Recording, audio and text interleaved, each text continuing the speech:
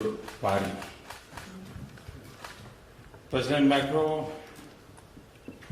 के साथ पहले एक बार मेरी टेलीफोन पे बात हुई थी उनके भव्य विजय के बाद, और उसके बाद इतने कम समय में और बहुत ही शॉर्ट नोटिस में मेरा यहाँ आना हुआ और जिस गर्मजोशी से स्वागत किया, मैं इसके लिए राष्ट्रपति जी का हृदय से बहुत आभारी हूँ, क्योंकि मैं समझ सकता हूँ कि नई सरकार को ये प्रारंभिक दिनों में कितने प्रकार की व्यस्तता रहती है, उसके बावजूद भी भारत को उन्होंने प्राथमिकता दी और इसके लिए मैं उनका बहुत आभारी हूँ। जर्मनी का शायद ये चुनाव था और फ्रांस का शायद ये चुनाव था कि जिसके ऊपर पूरे विश्व की नजर थी, और ये सिर्फ चुनाव हार जीत का नहीं, एक नई परंपरा, नया नेतृत्व, नई ऊर्जा, नया व्यक्तित्व, हर प्रकार से सबका ध्यान था। और ऐसे समय आपका विजय हृदय से बहुत बहुत अभिनंदन के पात्र हैं। फ्रांस और भारत के द्विपक्षीय संबंध बहुत ही गहरे हैं, हर क्षेत्र में हैं। हम मिलजुल करके काम करते हैं। वैश्विक संदर्भ में भी हमारे संबंध सिर्फ हमारे दो देशों के हितों के लिए तक सीमित नहीं है। वैश्विक संदर्भ में हम दो देशों के संबंध किस प्रकार से मानवजात को उपकारक हो, मानवीय मूल्यों को उपकारक हो, इसकी हमारी एक सफल यात्रा रही है।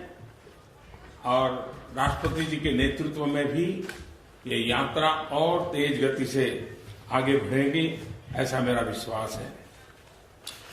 विकास का हमारा दायरा, संबंधों का हमारा दायरा एक बहुत बड़े फलक पर है, चाहे वो टेक्नोलॉजी का मसला हो या ट्रेड की बात हो, चाहे वो इनोवेशन का विषय हो या इन्वेस्टमेंट की बात हो, चाहे एजुकेशन हो, एनर्जी हो, एंटरप्रेन्योरशिप हो, हर दृष्टि से। और जैसा अभी राष्ट्रपति जी ने बताया कि student to exchange progress, student के लिए इंटर्नशिप के कार्यक्रम, भारत को ज्यादा समझने का प्रयास, भारत के नौजवानों को फ्रांस को समझने का प्रयास, इसको हम कैसे बल दें, इस पर भी आज हमारी काफी वास्ता हुई। और इसलिए मैं कहूंगा कि एजुकेशन हो, एनर्जी हो, एंटरप्रेन्योरशिप हो, चाहे डिफेंस का मामला हो या डेवलपमेंट का मामला हो, हमारे लिए दोनों फलक का उतना ही महत्व है।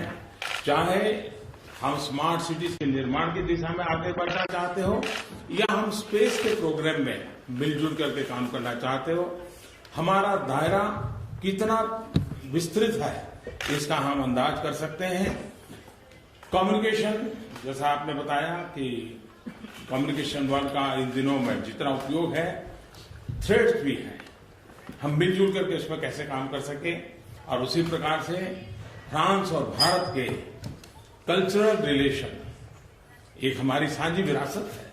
और आज जैसा राष्ट्रपति जी ने बताया, इसके बाद हम श्रद्धांजलि सुमन अर्पित करने के लिए जा रहे हैं।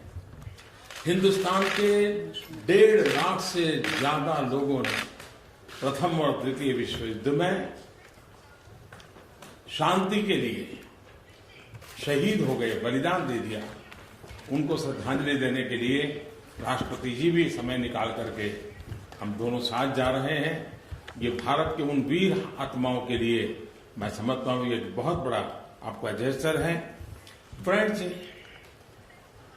पेरिस मेरी राजनीतिक यात्रा में एक बहुत बड़ा महत्वपूर्ण पड़ाव है।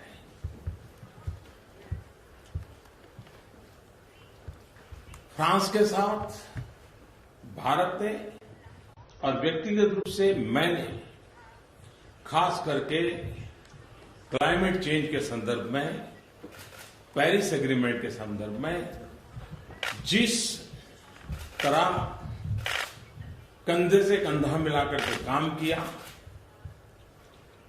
और मैं समझता हूं कि पेरिस एग्रीमेंट ये एक साझी विरासत है। ये और विश्व की साझी विरासत है। इस पीढ़ी की ये ऐसी देन है जो भावी पीढ़ी की भी विरासत बनने के लिए एक नई आशा को जन्म देती है। यह केवल पर्यावरण सुरक्षा का मामला नहीं है, लेकिन हम सबकी मदर अर्थ को बचाने की एक साझी जिम्मेवारी है, हमारा कर्तव्य है। मेरे लिए, हम भारतवासियों के लिए प्रकृति का संरक्षण, संवर्धन, पर्यावरण की रक्षा ये आर्टिकल ऑफ फेथ है। और इसका मूलभूत कारण है कि जो हमें सदियों से शिक्षा मिली है और वो हमारी वेद काल से शिक्षा है कि प्रकृति के साथ सहजीवन हमें सीखना होगा, प्रकृति के साथ संवाद, सहमति, यही अल्टीमेटली हर किसी का कल्याण करेगी। और इसलिए हम प्रकृति के संरक्षण और संवर्धन के प्रति संस्कारों से, संस्कृति से, स्वभाव से पूरी तरह कमिटेड देशवासी रहे हैं। और भावी पीढ़ी को आज हमें जो कुछ भी प्राप्त हुआ है वो हमारे पूर्वजों ने हमारे लिए बचा के रखा, इसके कारण मिला है। हमारा भी दायित्व बनता है कि हमारी भावी पीढ़ी के लिए शुद्ध हवा, शुद्ध पानी, प्राकृतिक संसाधन पर्याप्त मात्रा में हमारी आने वाली पीढ़ियों के लिए देना, ये हम लोगों की दायित्व है। और इसलिए हमारा ये प्रण है, हम समझौते के साथ भी हैं और समझौते के बाद भी हम मिलकर के चलेंगे, मिलकर के करेंगे और भावी पीढ़ी को मिलकर के कुछ न कुछ तोहफा देकर के जाएंगे, इस कमिटमेंट के साथ। और इस दिशा में हमने कई महत्वपूर्ण कदम उठाए हैं। Indo French partnership for sustainable technology पर विचार हुआ है। सीईओ फोरम को सस्टेनेबल इकोनॉमी के विषय पर विचार करने का निर्देश दिया है। और पेरिस की धरती पर एक महत्वपूर्ण फैसला हुआ इंटरनेशनल सोलर अलायंस का। और मुझे खुशी हुई कि राष्ट्रपति जी की इंटरनेशनल सोलर अलायंस के इस उपक्रम को आगे बढ़ाने के पीछे उनका एक कमिटमेंट है। और वो स्वयं मुझे पूछ रहे थे कि बताइए हम कैसे आगे बढ़ेंगे। मैं समझता हूं कि अपने आप में इंटरनेशनल सोलर अलायंस का उज्जवल भविष्य मैं देख रहा हूं, क्योंकि फ्रांस और भारत ने मिलकर के ही इस कल्पना को जन्म दिया। और आदरणीय राष्ट्रपति जी इसको आगे बढ़ाने के लिए कृतनिश्चयी हैं और उनके नेतृत्व में इस बात को हम सफलता को प्राप्त करेंगे। मानवता के सामने दो बड़े खतरे हैं। एक की जैसे मैंने चर्चा की, क्लाइमेट, बहुत लोग उसको देख नहीं पाते हैं, इनविजिबल है कुछ लोगों के लिए। दूसरा है आतंकवाद। आतंकवाद को हम देख पाते हैं, आतंकवाद को हम अनुभव कर पाते हैं, आतंकवाद की भयानकता हम सुन पाते हैं। आतंकवाद के कारण बच्चे, बूढ़े, महिलाएं, निर्दोष लोग मौत के घाट उतार दिए जाते हैं। फ्रांस का हर बच्चा भली भांति आतंकवाद की भयानकता को समझता है, अनुभव की है। आज विश्व का बहुत सारा हिस्सा इस संकट से गुजर रहा है।